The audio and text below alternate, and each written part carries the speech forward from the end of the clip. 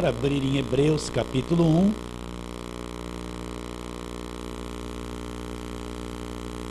E nós vamos ler do versículo 5 a 14. Nós vamos mudar agora o assunto desta carta, né? Hebreus capítulo 1, versículos 5 até o 14.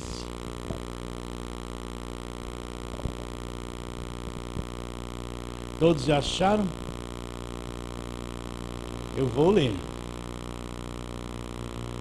Versículo 5 de Hebreus 1. Pois a qual dos anjos disse jamais: Tu és meu filho, hoje te gerei. E outra vez: Eu lhe serei pai e ele me será filho. E novamente, ao introduzir o primogênito no mundo, diz: E todos os anjos de Deus o adorem. Ainda quanto aos anjos diz: Aquele que a seus anjos faz ventos e aos seus ministros labareda de fogo. Mas acerca do Filho: O teu trono, ó Deus, é para todo sempre. Cetro de equidade é o cetro do seu reino. Amaste a justiça e odiaste a iniquidade. Por isso Deus, o teu Deus, te ungiu com óleo de alegria, como a nenhum dos teus companheiros. Ainda no princípio, Senhor, lançaste os fundamentos da terra, e os céus são obra das tuas mãos. Eles perecerão, tu, porém, permaneces. Sim, todos eles envelhecerão qual veste. Também qual manto os enrolarás, e como vestes serão igualmente mudados. Tu, porém, é o mesmo, e os teus anos jamais terão fim. Ora, qual dos anjos jamais disse: Assenta-te à minha direita, até que eu ponha os teus inimigos por estrado dos meus pés? Não são todos eles espíritos ministradores, enviados para serviço a favor dos que hão de herdar a salvação? Até aí. Então vamos recapitular. Para quem foi escrita esta carta? Quem são os hebreus? Eu vou sempre falar isso. Esses hebreus são os judeus que estavam recebendo o Evangelho, estavam ouvindo a respeito de Jesus Cristo. Esses judeus, esses hebreus, eles conheciam todo o Velho Testamento. Eles conheciam tudo sobre Abraão, Isaac, Jacó, sobre Elias. Eles tinham uma religião nacional que era o judaísmo, baseada nas leis de Moisés. E qual era a visão de Deus que eles tinham, né? Nós vimos isso em Êxodo, né? 19, quando Deus veio dar a lei, apareceram os trovões, os relâmpagos, a fumaça, o fogo, o tremor. Qual a visão de Deus que eles tinham? Esta era a visão de Deus que eles tinham, a visão do Velho Testamento. Mas e agora? Agora Cristo vem ao mundo, vem estabelecer uma nova aliança. Cristo vai ser o último sacrifício da lei deles. A religião deles, que é o judaísmo, vai passar um processo gigantesco de mudança. Vai surgir o cristianismo. Todas aquelas promessas da velha aliança que apontavam para o Messias, agora vai se cumprir em Cristo. Vai começar um novo testamento, uma nova aliança no sangue de Cristo.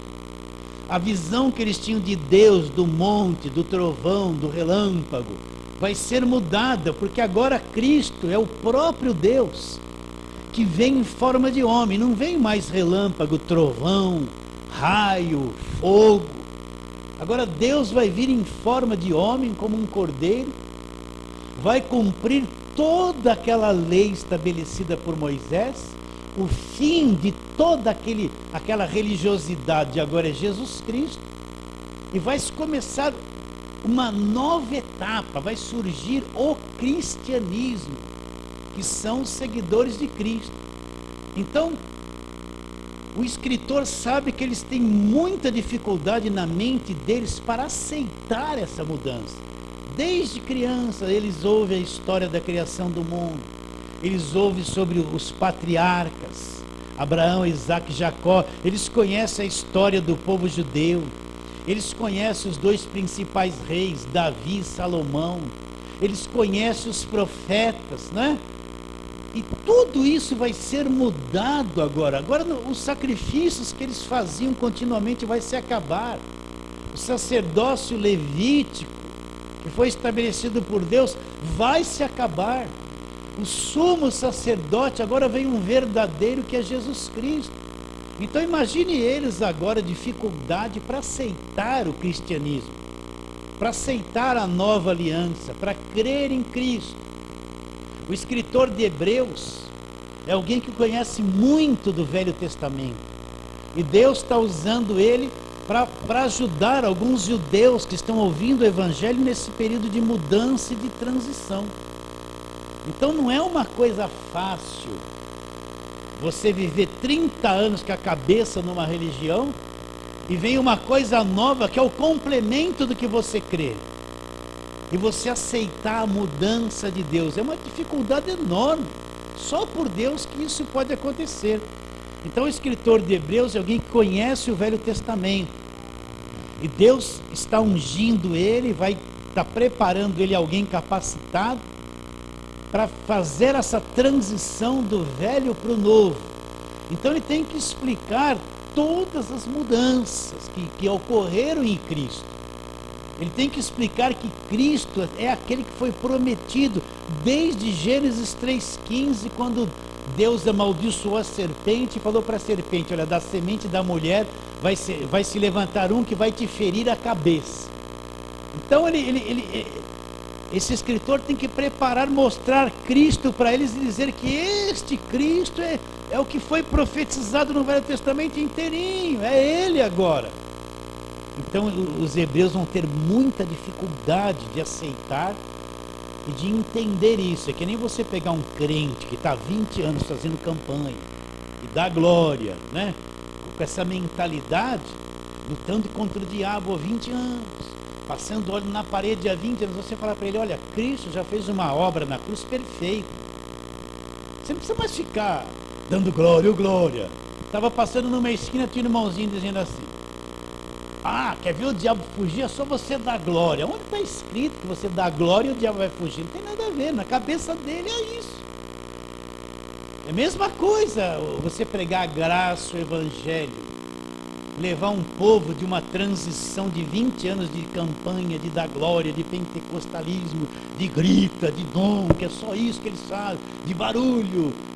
Entender a graça de Deus só por obra de Deus, é só por obra, só por revelação.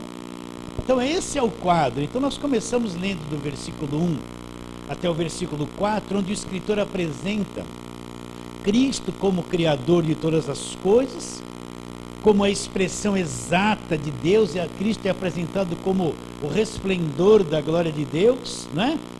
Ele apresenta aquele Deus do Velho Testamento, agora Cristo encarnado, totalmente diferente. Apresenta Cristo como Criador, como resplendor da glória de Deus, como sustentador do universo pela palavra de Deus. É isso que nós tratamos todos esses dias. E agora ele vai mostrar, esse texto que nós lemos, que Cristo é muito superior a anjos. Por quê? Ele vai abordar esse assunto de que Cristo é muito superior a anjos, porque no Velho Testamento tinha muitas manifestações de anjos, e os judeus, eles gostavam muito dessas manifestações de anjos. Os heróis do Velho Testamento, todos eles tiveram uma visão de anjo, todos eles tiveram um recado de anjo. Então os judeus, eles davam muita ênfase a essa questão de anjos. Então o escritor, depois de mostrar que Cristo é o Deus encarnado, é o resplendor da glória de Deus, ele vai começar a trabalhar a mente deles agora nesse segundo aspecto. Cristo é muito superior a anjo, muito acima de anjo. Vocês gostam de anjo? Agora Cristo é muito além. Ele vai mostrar que Deus ordenou que os anjos adorem Cristo, que é muito superior a eles. Está bem claro isso na sua mente? Então vamos ver algumas manifestações de anjo, textos muito pregados ainda a respeito disso. Então vamos lá, Gênesis 19, Nesse capítulo 19 de Gênesis, Deus ele vai destruir Sodoma e Gomorra. Você sabe que Sodoma e Gomorra, o pecado deles subiu até Deus, né? Havia um homossexualismo e lesbianismo, essa coisa muito grande entre eles, e Deus resolveu destruir essa cidade. Você conhece bem essa história. Então no capítulo 19, vamos ver o versículo 1. Ló está no meio dessa cidade. Ló é um justo, é alguém que se separou de Abraão e foi para lá, e Deus quer livrar Ló de lá. Então Deus envia anjos lá. Olha lá, versículo 1. Ao anoitecer vieram os 2 anjos a Sodoma, e cuja entrada estava Ló sentado. Este, quando os viu, levantou-se e, indo ao seu encontro, prostrou-se o rosto em terra e disse-lhes: Eis agora, meus senhores, vinde para a casa do vosso servo, pernotai nela e lavai os pés. Levantar-vos-ei de madrugada e seguireis o vosso caminho. Responderam eles: Não, passaremos a noite na praça. Instou-lhe muito, e foram e entraram na casa dele. Deu-lhes um banquete, fez assar uns pães asmos, e eles comeram. Mas antes que se deitasse, os homens daquela cidade cercaram a casa. Repare bem, os homens de Sodoma, tanto os moços como velhos, sim, todo o povo de todos os lados, a chamar por Ló. Eles disseram: Onde estão os homens que à noitinha entraram em tua casa? Traze-os para fora a nós, para que abusemos deles. Dá uma paradinha aí. Esses anjos deviam ter uma aparência muito bonita, passaram pela cidade e entraram na casa de Ló. E os homens viram e foram lá na casa de Ló e queriam que esses anjos saíssem, porque eles queriam transar com eles, abusar deles. Vocês estão entendendo como estava essa cidade, meus irmãos? Isso aqui é a realidade. Agora, esse monte de gente que agora é pastora lésbica, está tudo normal, pastor gay, está tudo normal. Sabe o que eles dizem? Isso aqui, que Sodoma foi destruída, não foi por causa disso, não. Aí eles falam que nos originais não era bem assim, mas está aqui, ó. A coisa estava tão pervertida naquela cidade que eles viram os anjos e queriam transar com os anjos. Então mandou Ló trazer os anjos para fora, que queria abusar deles. Não está escrito isso aqui? Continua. Vamos continuar. Versículo 6. Saiu-lhe então Ló à porta, fechou após si e lhes disse: Rogo-vos, meus irmãos, que não façais mal. Tenho 2 filhas. Ofereceu as 2 filhas dele para aquelas pessoas. Rogo-vos, meus irmãos, que não façais mal. Tenho 2 filhas virgens, eu vou-las trarei, tratai-as como vos parecer. Porém nada façai a estes homens, porque quantos se acham sobre proteção de meu teto? Eles, porém, disseram: Retira-te daí. E acrescentaram: Só ele é estrangeiro, veio morar entre nós e pretende ser juiz em tudo. A ti, pois, faremos pior do que eles. E arremessaram-se contra os homens, contra Ló, e se chegaram para arrombar a porta. Porém os homens, estendendo a mão fizeram entrar Ló e fecharam a porta, e feriram de cegueira os que estavam fora, desde o menor até o maior, de modo que se cansaram à procura da porta. Para aí, então os anjos feriram toda aquela gente de cegueira, ficaram tudo cegos e não conseguiam achar a porta. Agora versículo 15. Ao amanhecer, apertaram os anjos com Ló, dizendo: Levanta-te, toma tua mulher, tuas filhas, que aqui se encontram, para que não pereças no castigo da cidade. E como se demorasse, pegaram-lhe os homens pela mão, a ele, a sua mulher e as suas filhas, sendo-lhe o Senhor misericordioso, e o tiraram e o puseram para fora da cidade. Então nós vemos aqui uma manifestação de anjos, né? Os anjos vieram falar: Ló, saia da cidade, nós vamos destruir a cidade. Apareceram aqueles homens que queriam ter relações com aqueles anjos. Ló ofereceu 2 filhas virgens, eles não queriam, eles queriam os homens. Os anjos feriram eles de cegueira. Então o povo judeu conhecia isso, eles davam muita ênfase a manifestação de anjos, né? Então vamos ver agora o caso de Sansão, Juízes capítulo 13, vai um pouquinho para frente. Depois de Josué vem Juízes. Juízes no capítulo 13.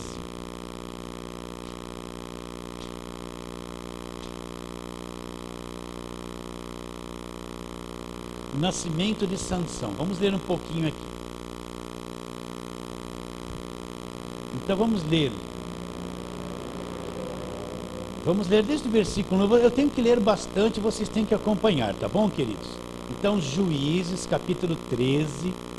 Vamos ler desde o versículo 1. Nascimento de Sansão. É isso aqui. Tendo os filhos de Israel tornado a fazer o que era mal perante o Senhor, este os entregou nas mãos dos filisteus por 40 anos. Havia um homem de Zorá, da linhagem de Dan, chamado Manoá, cuja mulher era estéril e não tinha filhos. Apareceu o anjo do Senhor a esta mulher e lhe disse: eis que és estéril e nunca tiveste filho, porém conceberás e darás à luz um filho. Agora, pois, guarda-te, não bebas vinho ou bebida forte, nem comas coisa imunda, porque eis que tu conceberás e darás um filho, sobre cuja cabeça não passará navalha, porquanto o menino será nazireu, consagrado a Deus, desde o ventre da sua mãe, e ele começará a livrar Israel do poder dos filisteus. Então, vamos ler só mais um versículo aqui, o versículo 16. Porém o anjo do Senhor disse a Manoá: ainda que me detenhas, não comerei eu de teu pão, e se prepares holocaustos ao Senhor e ofereças, porque não sabia Manoá que era o anjo do Senhor. Então está aqui, o anjo vem trazer um recado. Deus vai livrar Israel daquele cativeiro de 40 anos dos filisteus. Vai levantar esse Sansão, esse homem forte. Aquela mulher era estéril. O anjo de Deus vem trazer um recado que ela vai ter um filho. Então você lê essa história toda. E Deus levantou Sansão, foi essa criança que nasceu. Mas quem é que veio trazer esse recado? Foi o anjo de Deus. Então o povo judeu conhecia toda essa história, dava muita ênfase a manifestações de anjos. Vamos ver Elias agora, 1 Reis, depois de Juízes, em 1 e 2 Samuel, e depois vem Reis. 1 Reis, capítulo 19, é aquele quadro onde Elias matou todos os profetas de Baal, né? E depois Jezabel queria matar ele, e ele fugiu de Jezabel, e aquela história toda que você sabe. Vamos ler desde o versículo 5, né? Vamos ler desde 1 também, vai desde 1. Elias no monte Horebe. Acabe fez saber a Jezabel tudo quanto Elias havia feito e como matara todos os profetas à espada. Então Jezabel mandou um mensageiro a Elias e disse-lhe: faça-me os deuses como lhes aprouver, se amanhã a estas horas não fizer eu a tua vida como fizeste a cada um deles. Temendo, pois, Elias levantou-se para salvar a sua vida e se foi. E chegou a Berseba, que pertence a Judá, e ali deixou seu moço. Ele mesmo, porém, foi ao deserto caminho de um dia e veio e assentou-se debaixo de um zimbro.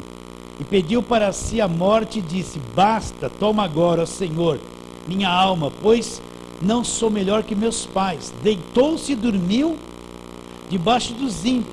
Eis que um anjo tocou e lhe disse: levanta-te, come. Olhou ele e viu junto à cabeceira um pão cozido sobre pedras em brasa e uma botija de água. Comeu, bebeu e tornou a dormir. Então, quando Elias soube que Jezabel queria matá-lo, ele teve medo, fugiu, foi para o deserto, deitou debaixo de um zimbro, estava lá em meio depressivo. Aí veio um anjo e acordou ele, para ele tinha que cumprir uma missão. O anjo já tinha preparado lá um pão, assado um pão, estava lá numa pedra em brasa, já tinha uma botija de água, e o anjo acordou, tocou e falou: levanta e come. Ele levantou, comeu e voltou a dormir. Versículo 7. Voltou segunda vez o anjo do Senhor, tocou-lhe e lhe disse: levanta-te, come, porque o caminho será sobre modo longo. E você conhece toda essa história de Elias. Agora imagine o povo de Israel estudando isso, né? Ouvindo essas coisas, estudando. Elias era um herói, um grande herói para o povo de Israel, né? Como foi Sansão. Quem dos judeus não conhecia a história de Sansão? Então eram os heróis do povo de Israel com manifestações de anjos. Então os judeus davam muita ênfase a manifestações de anjos. E o escritor de Hebreus quer mostrar, depois de ter centralizado Cristo como Deus, quer mostrar que Cristo está muito acima de qualquer anjo que se possa imaginar. Vamos ler mais um aqui, Isaías 37. E tem intermináveis textos que falam a respeito de manifestação de anjos na velha aliança. Isaías 37, nós vamos encontrar ali aquela história do rei Ezequias, né? Isaías 37, nós vamos ler essa história do rei Ezequias. O rei da Síria veio contra ele, iria lutar contra ele. Ezequias não tinha condições de vencer Senaqueribe, que era o rei da Síria, né? Então ele entrou em oração diante de Deus, e Deus deu uma estratégia para ele contra o rei da Síria, aquela história toda que você conhece. E no versículo 36, né, o exército do rei da Síria era muito maior do que o exército do rei Ezequias, iria vencê-lo facilmente. Mas Ezequias orou, um profeta se levantou, deu uma palavra para Ezequias que Deus não deixaria aquilo acontecer. No versículo 36, olha que o anjo fez a todo aquele exército. Então saiu o anjo do Senhor e feriu o arraial dos assírios, e a 185 mil. Olha bem, quando se levantaram os restantes pela manhã, eis que todos eram cadáveres. Então o anjo do Senhor feriu 185 mil soldados do exército do rei dos assírios, né? Quando a turma levantou de manhã, estava tudo morto. Eles tiveram uma vitória sem lutar. Retirou-se, pois, Senaqueribe, rei da Síria, e se foi. Voltou e ficou em Nínive. Sucedeu que quando, estando ele a adorar na casa de Nisroque,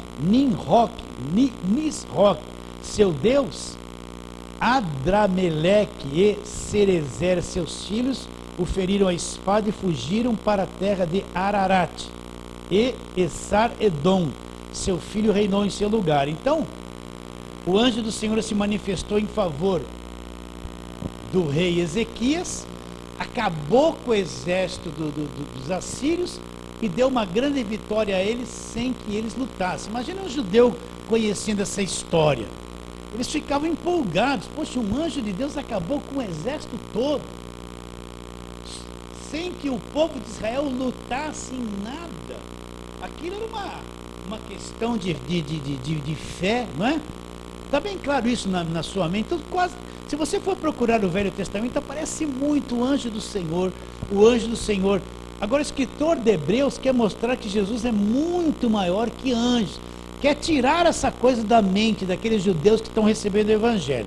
Agora volta lá para Hebreus, para nós continuarmos a leitura. Volta lá, Hebreus capítulo 1.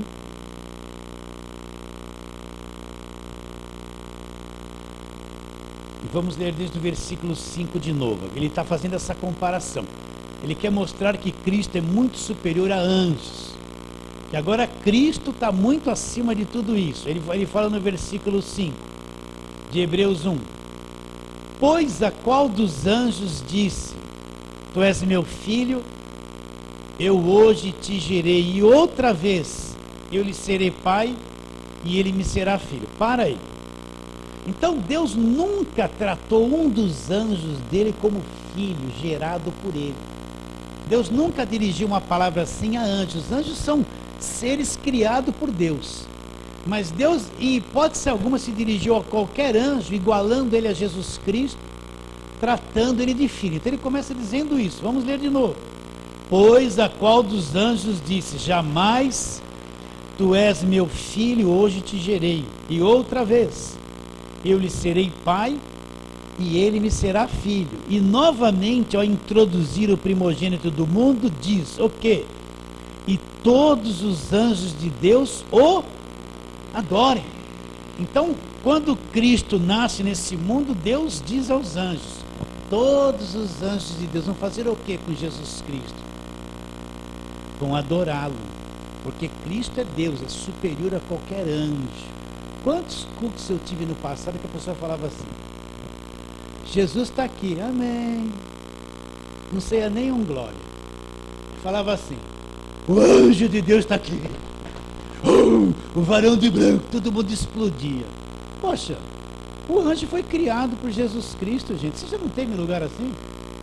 Só falar que era um varão de branco, o anjo ia trazer uma bandeja de prata, o anjo com uma bandeja na mão trazendo uma chave, o anjo com uma taça de óleo, invento até uns nomes de anjo, anjo de movimento, anjo de batismo com o Espírito Santo. Quem batiza com o Espírito Santo é Jesus, não é anjo, não existe anjo de batismo com o Espírito Santo, né?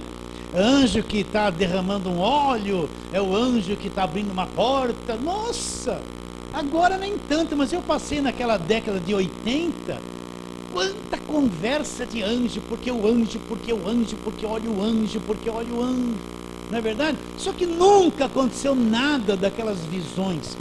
Cristo é muito superior a anjo, meus irmãos. Vocês estão entendendo isso ou não? Muito superior a anjo, está muito acima de anjo, está muito acima de qualquer manifestação de anjo. Uma manifestação de anjo errada não é. Nós vamos ver que Deus manifestou-se muito através dos anjos, mas depois que Cristo morre na cruz, olha, Deus falou através de um anjo com José, através de um sonho. Deus usou um anjo para abrir a porta do sepulcro de Jesus, não é verdade? Depois que Jesus foi tentado, os anjos vieram e serviram. Mas depois desses acontecimentos, quando Cristo vai para a cruz, né? No Getsemane veio um anjo e consolou Jesus. Mas depois que Cristo vai para a cruz, morre e se inicia a nova aliança, você vai ver que a aparição de anjos, ela vai sumindo, sumindo. E nas cartas de Paulo, a única coisa que Paulo fala de anjo é assim: se vier um anjo pregar um evangelho diferente desse, seja amaldiçoado. Acabou aquele monte de manifestação de anjos. É uma coisa que foi parando. Quando começa a nova aliança, ela vai ficando extinta. Quer dizer que Deus não pode agir através do anjo? Pode. Mas agora é o ministério do Espírito Santo de gerar, de cuidar, de proteger da igreja. E Cristo foi introduzido em nós. Agora tudo é centralizado na pessoa de Jesus Cristo. Está bem claro isso na sua mente ou não? Tá? Continuando. Versículo 7. Versículo 6 de novo. E novamente, ao introduzir o primogênito no mundo, diz: e todos os anjos de Deus o adorem. E ainda quanto aos anjos, diz isso tudo em Salmo 104, as visões lá do Velho Testamento: aquele que a seus anjos faz ventos, e aos seus ministros labareda de fogo. Mas acerca do Filho, olha o que ele diz: o teu trono, ó Deus, chama o Filho de Deus, olha lá, o teu trono, ó Deus, é para todos sempre. E esse trono é o que? Cetro de equidade, é o cetro do seu reino. Amaste a justiça e odiaste a iniquidade. Por isso Deus, o teu Deus, te ungiu com óleo de alegria, como a nenhum dos teus companheiros. E ainda, no princípio, Senhor, lançaste os fundamentos da terra, e os céus são obras das tuas mãos. Eles perecerão, tu, porém, permaneces. Sim, todos eles envelhecerão qual veste. Também qual mantos enrolarás, e como vestes serão igualmente mudados. Tu, a respeito do Filho, tu, porém, é o mesmo, e os teus anos jamais terão fim. Ora, qual dos anjos disse jamais: assenta-te à minha direita, até que eu ponha os teus inimigos por estrado dos teus pés? Não são todos eles espíritos ministradores, enviados para serviço a favor dos que hão de herdar a salvação? Então para aí um pouquinho. Então aqui ele exalta o trono de Jesus Cristo, exalta Jesus Cristo como Deus, como Filho, no trono, né? E todas as coisas foram postas debaixo dos pés de Jesus Cristo. Agora nesse versículo 14, não são todos eles espíritos ministradores enviados a serviço em favor dos que hão de herdar a salvação? Então, existe um ministério dos anjos em favor daqueles que vão herdar a salvação, que somos nós. Mas não é uma coisa em evidência para mim ficar exaltando anjo, exaltando anjo, exaltando anjo. Tinha um certo pregador que ia pregar, ele veio dos Estados Unidos. Chegou no Brasil, todo mundo se prostrou diante dele. Ele parava no culto e ficava assim: o quê? Ah, é isso mesmo que eu tenho que dizer? Ah, você de camisa branca. Sabe o que ele dizia? Que vinha um anjo e ficava na orelha dele dizendo e revelando quem que tinha que falar da palavra profética. Aí ele estava pregando, o quê? Ah, não entendi, fala um pouquinho mais alto.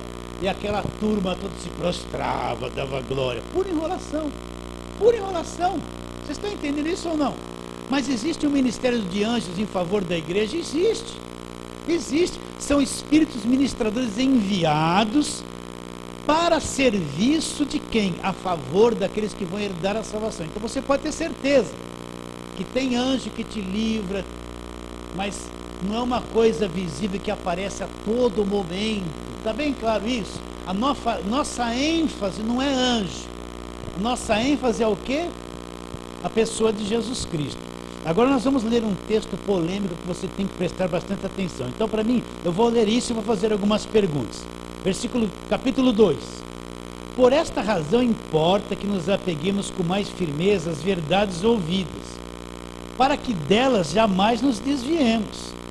Pois se tornou firme a palavra falada por meio de anjos, e toda transgressão ou desobediência recebeu o justo castigo, como escaparemos nós se negligenciarmos tão grande salvação, a qual, tendo sido anunciada inicialmente, como que foi anunciada essa tão grande salvação? Veja que está na tua Bíblia. Quando ela começa?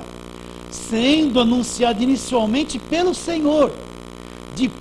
Foi-nos depois confirmada pelos que a ouviram. Então, quando que se começa esse anúncio? Através de Jesus Cristo, pelo Senhor. Foi-nos depois confirmadas pelos que a ouviram, dando Deus testemunho juntamente com eles por sinais, prodígios, vários milagres e por distribuições do Espírito Santo segundo a sua vontade. Vou te fazer uma pergunta. Essa pergunta está sendo feita para alguém que é salvo dos nossos dias ou está sendo feita para os judeus? Para os judeus. Eles já tinham ouvido a respeito de Cristo. Cristo, Deus encarnado, Cristo, esplendor da glória de Deus, não é? Cristo, sustentador de todas as coisas. Já ouviram que Cristo está muito acima de anjos. Essas eram as verdades que eles estavam ouvindo. Agora, eles corriam o risco, qual?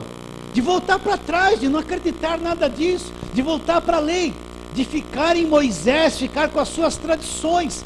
Então agora o escritor, ele desperta, alerta eles para tomar cuidado. Olha lá. Por esta razão importa que nos apeguemos com mais firmeza. Ao quê? A essas verdades ouvidas. Quais verdades ouvidas? Todos esses 14 versículos do capítulo 1 que nós acabamos de te explicar nesses dias todos. Então o escritor chama a atenção deles. Olha, importa que nos apeguemos com mais firmeza a estas verdades ouvidas. Essas coisas que vocês estão ouvindo, que eu estou lhe falando. Ele não está falando isso aqui para quem é salvo, conhece a graça, crê em Jesus Cristo e está correndo algum risco. Ele está falando isso para os judeus que estão ouvindo essas coisas todas e tem uma tendência a ficar com a tradição. E tem uma tendência a ficar na velha aliança e não acreditar nisso que está sendo ensinado. Então ele está despertando a mente deles para tomar cuidado e não desprezar o que eles estão ouvindo. Vou ler de novo. Por esta razão importa que nos apeguemos com mais firmeza às verdades ouvidas. Quais são as verdades ouvidas? Do versículo 1 ao 14. Tudo isso que o escritor explanou aos judeus. E depois ele diz: para que delas jamais nos desviemos. Se pois se tornou firme a palavra falada por meio de anjos. Por que ele cita a palavra falada por meio de anjos? Porque ele sabia que os judeus conheciam que aquela palavra que os anjos falaram para Ló se cumpriu e houve a punição. E se os anjos que alertaram o pessoal do Velho Testamento se cumpriu e veio a punição, como vamos escapar? Olha lá, Se pois se tornou firme a palavra falada por meio de anjos, e toda transgressão ou desobediência recebeu justo castigo, como escaparemos nós se negligenciarmos tão grande salvação? Então ele está dizendo para os judeus, como que nós vamos escapar se nós negligenciarmos toda essa revelação de Deus na pessoa de Jesus Cristo? Se uma palavra de anjo teve peso, como vamos escapar o que Deus está falando para nós hoje se nós negligenciarmos essas verdades? Está bem claro isso na sua mente? Ele não está falando isso aqui para quem está na graça, está salvo, crê em Jesus Cristo como Salvador, é uma pessoa salva. Ele está falando isso para se apegar com firmeza para os judeus que ouviram tudo isso e correm o risco de ficar em Moisés, ficar na velha aliança, nas suas tradições e rejeitar essas verdades que estão sendo ditas. Está claro isso na tua mente? Quer fazer alguma pergunta a respeito disso ou não? Está bem simples. Continua. Como escaparemos nós se negligenciarmos tão grande salvação, a qual tendo sido anunciada inicialmente por quem? Como está na tua Bíblia? Pelo Senhor. Quem é o Senhor? Senhor Jesus Cristo. Então, quando se inicia esse assunto, começa a ser iniciado pelo Senhor Jesus Cristo. Foi-nos depois confirmados pelos que a ouviram, pelos apóstolos, dando Deus testemunho juntamente com eles, por sinais e vários milagres, por distribuições do Espírito Santo, segundo a sua vontade. Agora, quantas vezes as pessoas pegam esse texto e ameaçam a nossa salvação? Está vendo? Se você não se apegar com mais firmeza, eles citam coisas da velha aliança, e que se nós não nos apegarmos com firmeza naquilo, a gente vai perder a salvação. Mas isso está sendo dito para os judeus, os que estão na dúvida, os que ainda não estão vendo Jesus Cristo, estão tendo a informação, estão presos na lei, estão cocheando. Será que eu acredito? Está sendo feita a obra? Ou eu vou voltar para trás e ficar na lei? Está bem claro isso? Tá? Continua a leitura, versículo 5. Pois não foi a anjos que sujeitou o mundo que há de vir, sobre o qual estamos falando. Então, existe um mundo que há de vir, que não está sujeito a anjos, está sujeito a Cristo e à igreja. Esta é a vida eterna. Então, existe um reino de Deus que nós fazemos parte, um mundo novo que há de vir, que está sujeito a Jesus Cristo e à igreja que são salvos, que somos nós. Isso há de vir, é uma coisa futura. Nós já somos salvos e vamos participar desse reino. Vou ler de novo, 5. Pois não foi a anjos que sujeitou o mundo que há de vir, sobre o qual estamos falando.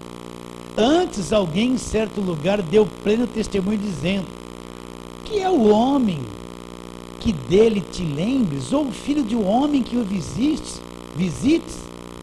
Olha lá, falando a respeito de Jesus: fizeste-o por um pouco menor que os anjos, de glória e de honra o coroaste, e o constituíste sobre as obras das suas mãos. Então o homem é menor que os anjos, mas de glória e de honra Deus coroou o homem na pessoa de Jesus Cristo, e o constituiu sobre todas as obras das mãos. Olha lá, versículo 8. Todas as coisas sujeitaste debaixo dos seus pés. Você crê nisso? Então o que Deus fez? Todas as coisas foram sujeitas debaixo dos pés de Cristo. Ora, desde que Ele sujeitou todas as coisas, nada deixou fora do seu domínio. Então, é isso que você tem que entender. Depois da cruz, Jesus Cristo disse: toda autoridade me foi dada nos céus e na terra. Esse texto diz que todas as coisas foram sujeitas a Jesus Cristo, estão debaixo dos seus pés. Está bem claro isso na sua mente? Não tem nada nesse mundo que não se submeta à autoridade de Jesus Cristo. Nem demônio, nem o diabo. Tudo está sujeito a Jesus Cristo e debaixo dos pés dele. Está ou não está? Você acredita nisso? Tá. Toda a autoridade foi me dada nos céus e na terra. Agora vão em meu nome. Você não precisa mais jejuar. Lá no passado eu disse assim: essa casta não sai senão por meio de jejum e oração. Mas agora que eu morri, ressuscitei, toda a autoridade da terra me foi dada. Vai só no meu nome agora. Os demônios vão se sujeitar a vocês, sim ou não? Começou a nova aliança. Ele derramou o sangue na cruz. No nome dele, agora os demônios nos sujeitam. Só no nome dele. Acredita nisso? De novo.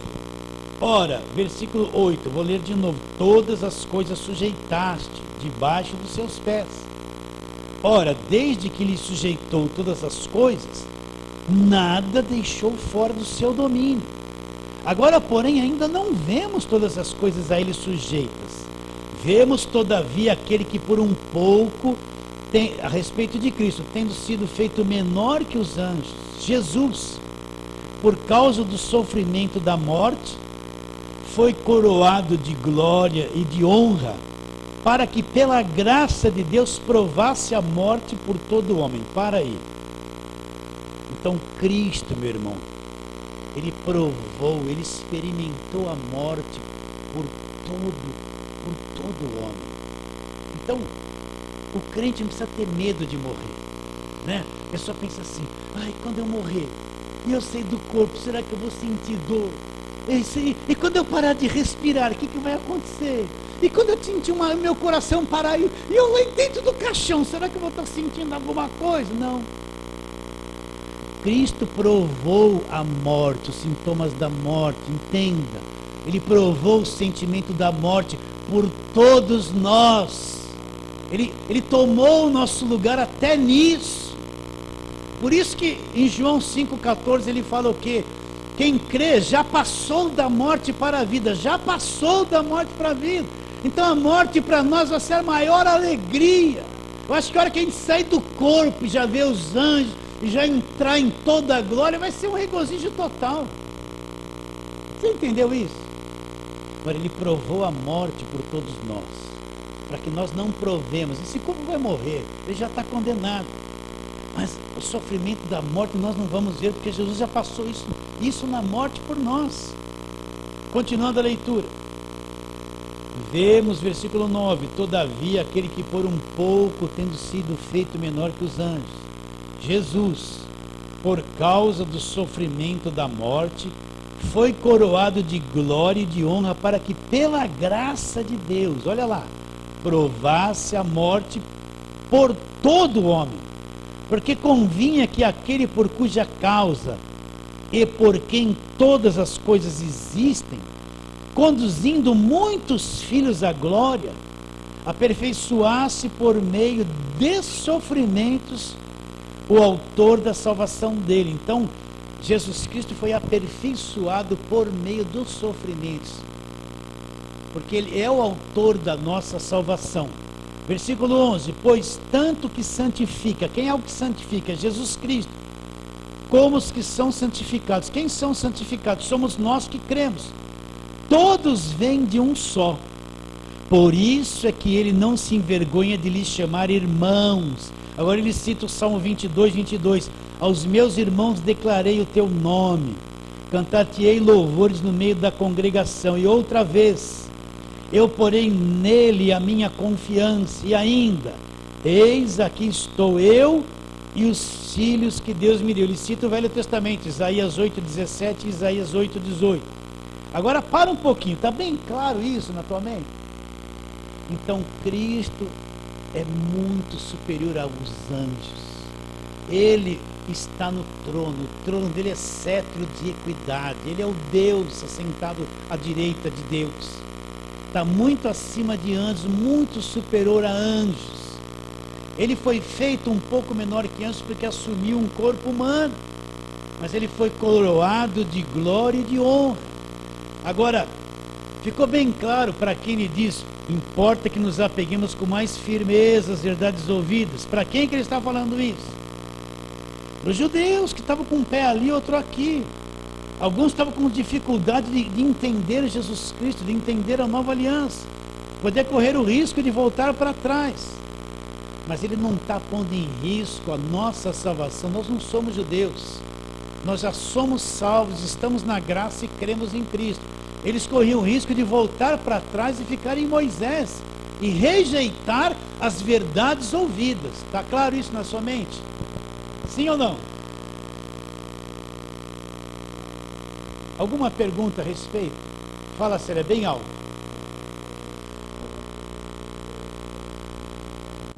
Mas tem uma pergunta, tem um versículo aqui que eu sei que antigamente era confundido. Juízes 13, versículo 18, que fala assim. Aí é um ponto de interrogação, mas dá uma margem para... Dá uma margem que como fosse um anjo, o pessoal fala que seria um anjo dizendo que é o próprio Senhor, Jesus. Então, dá uma margem. Então, toda manifestação de anjos, algumas manifestações de anjos no Velho Testamento aparece o anjo com letra maiúscula. Isso aí chama-se a teofania, ou seja, o anjo representava Deus. É um tipo de uma manifestação de Cristo. Está bem claro isso? Então, muitas vezes eles levavam isso em consideração. Mas a verdadeira manifestação completa de Cristo acontece aonde? Na nova aliança. Está bem claro isso na sua mente? O anjo fala que o nome dele é maravilhoso. Então, casando isso daqui com o versículo de Isaías 9,6, ele fala assim que o nome dele será, que é no futuro, maravilhoso. Será. E lá ele fala assim que o nome, assim, fala que é maravilhoso o nome. Isso dá uma... Então, uma teofania, uma manifestação de Cristo na velha aliança. Mas não claramente como nós vemos Cristo hoje, né? Entende? Então, está bem claro isso na sua mente? Cristo, olha, a visão clara de Cristo, a revelação total de Cristo, a velha aliança aparece sempre como uma sombra. Está bem claro? Você tem que entender isso. Aquele cordeiro, isso mesmo que a Célia falou, em vários textos da velha aliança aparece uma sombra, era um tipo. Mas a manifestação real de Cristo, ele vem em forma de homem, se dá no Novo Testamento. Literalmente se dá no Novo Testamento. É isso que você tem que ter em mente, tá? Agora chegamos naquela passagem de Hebreus 2,14, né? Agora ele está falando de Cristo. Hebreus 2,14, visto pois que os filhos têm participação comum de carne e sangue, destes também ele igualmente participou, para que por sua morte fizesse o quê? Destruísse ou aniquilasse aquele que tinha o poder da morte, a saber, o diabo, e livrasse a todos que pelo pavor da morte estavam sujeitos à escravidão por toda a vida. Pois ele evidentemente não socorre a anjos, mas socorre a descendência de Abraão. Por isso mesmo convinha que todas as coisas se tornassem semelhantes aos irmãos, para ser misericordioso, fiel, sumo sacerdote nas coisas referentes a Deus, e para fazer a propiciação pelos pecados do povo. Pois naquilo que ele mesmo sofreu, tendo sido tentado, é poderoso para socorrer os que são tentados. Então, porque agora ele mostra a semelhança de que Cristo teve com cada um de nós, nas tentações, em ter um corpo humano semelhante a nós, mas através disso é que ele aniquilou e destruiu o diabo na cruz do Calvário. É isso que nós vamos falar a semana que vem, tá? Não quero entrar nisso hoje, por quê? Porque eu quero explanar direitinho. Você já sabe, já estudou isso, mas quero explanar direitinho que Cristo, como homem na cruz, né? Ele aniquilou e destruiu o diabo. Destruiu, aniquilou. Então o que é aniquilar? É deixar de existir. O que é destruir? É destruir mesmo, né? Já citei o exemplo. O carro zerinho pegou fogo, queimou tudo, só ficou a carcaça e as rodas. Continua sendo um carro? Continua. Destruído pelo fogo. É isso que Jesus fez com o diabo. Na morte dele na cruz, ele destruiu o diabo. O diabo está em frangalhos, meus irmãos. Certo? Alguma pergunta? Está meio confuso esse negócio dos anjos? Então pense nisso. Jesus é muito superior aos anjos. Os judeus gostavam muito das manifestações de anjo. Mas o escritor está dizendo que Cristo agora encarna, que é o resplendor da glória de Deus. Ele está muito acima, é superior a qualquer anjo que possa se manifestar. E ele alerta, temos que nos apegar com firmeza a essas verdades e não nos afastarmos delas. Se uma palavra de anjo teve efeito lá na velha aliança, Deus agora nos falou pessoalmente pelo Filho. Qual a palavra superior, de um anjo representando Deus ou do próprio Filho, que é Deus? Está bem claro isso na sua mente, queridos? Tudo bem? Alguma pergunta? Eu vou encerrar mais cedo hoje, porque eu não quero entrar nessa obra do diabo, eu quero falar isso a sexta-feira que vem. Pode falar, bem alto, Osmar. A voz do anjo? Ué, é só olhar, está escrito aqui, não há diferença? Não. Olha, tudo está registrado na Bíblia. Se você ler lá um anjo falando com Sansão, com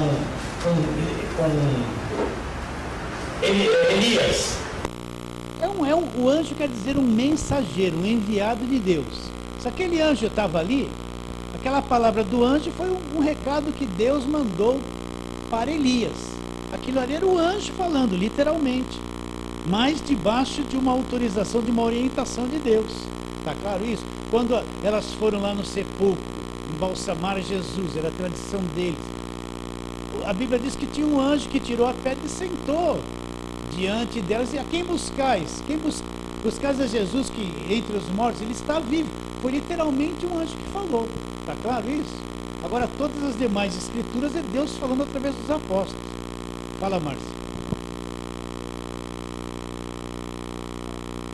Então, você vai ver ali, Mateus, Marcos, Lucas e João, várias manifestações de anjo.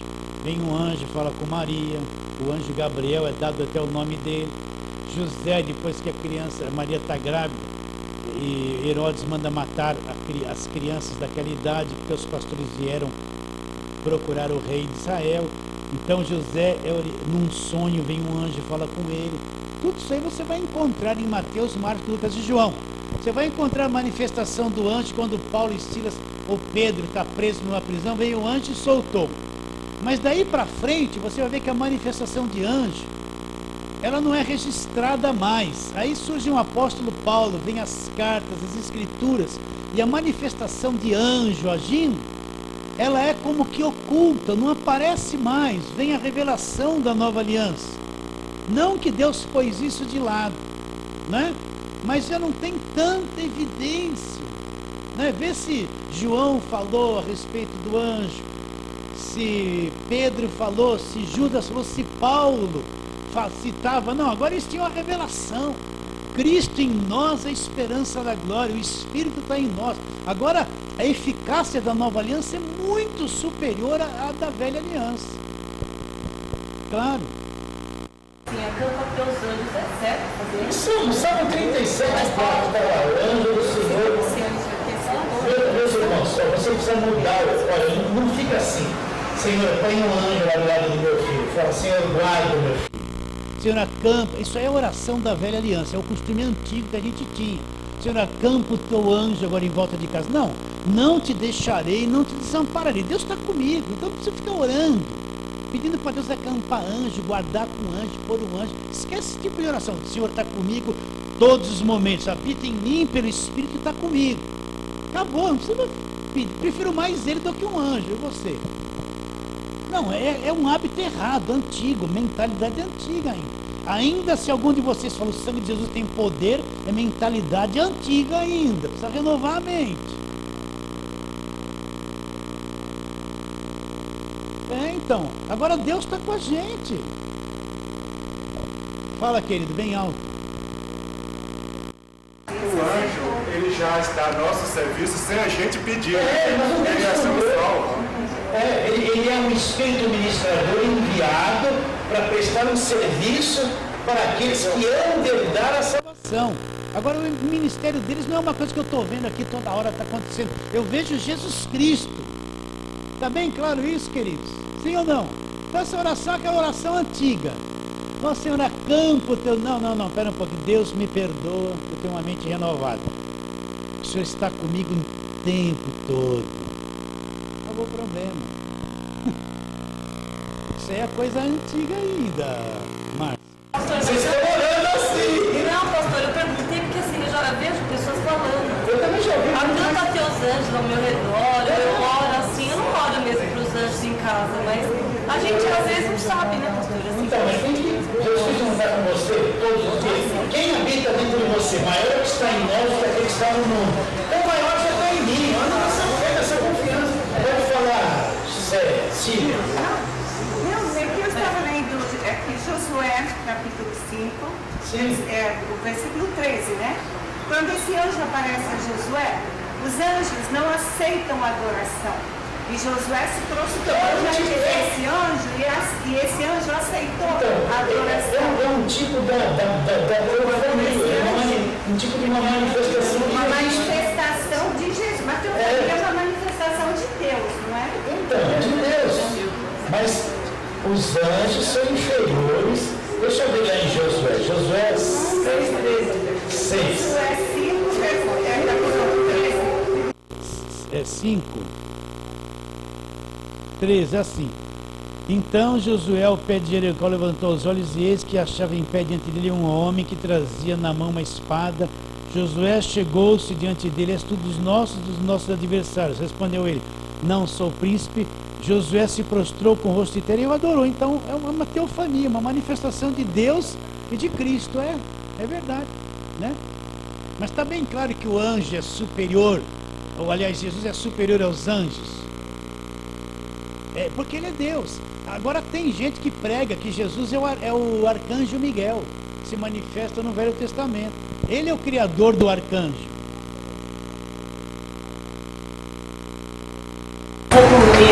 Cauterizado também. Então nós falamos muito isso no passado e não renovamos a mente e continuamos falando.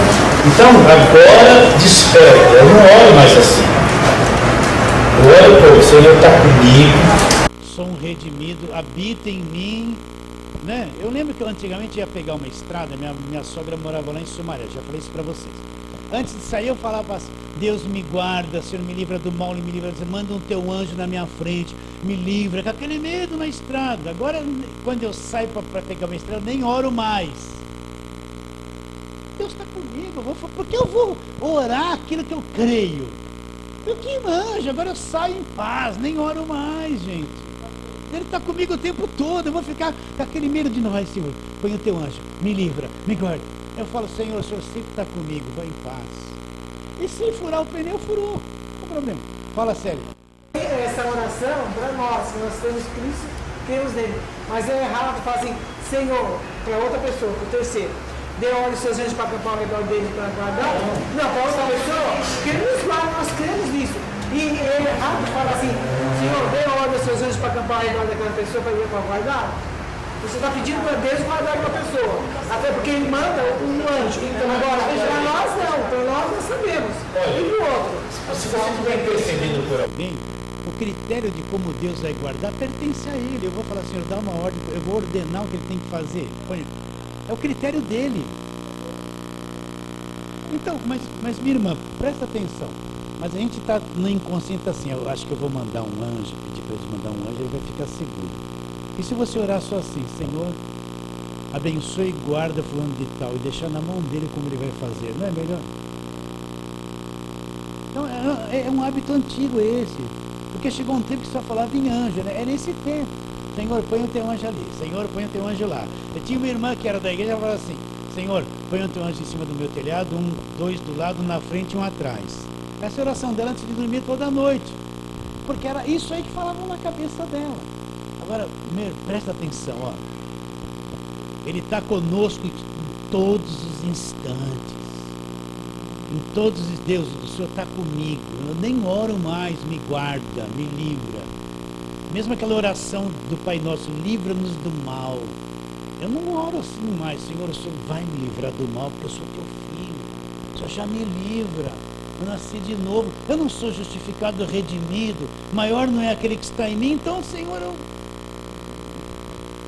eu vou crer em... Então a nossa oração vai mudando com o nosso entendimento. A gente, quando aprende a orar de acordo com a palavra, a gente vai ver que a gente orava tanta coisa baseado no medo e na ignorância, gente.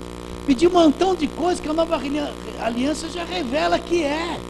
Nós estamos ainda pedindo: Senhor, vai comigo. Moisés falou: vai comigo lá libertar o povo. Deus falou assim: eu vou mandar um anjo com você falar com o faraó. Não, um anjo não, mas eu quero que o Senhor mesmo vá. Então eu vou. Então ele está com essa mentalidade, Deus vai comigo, não, ele vai.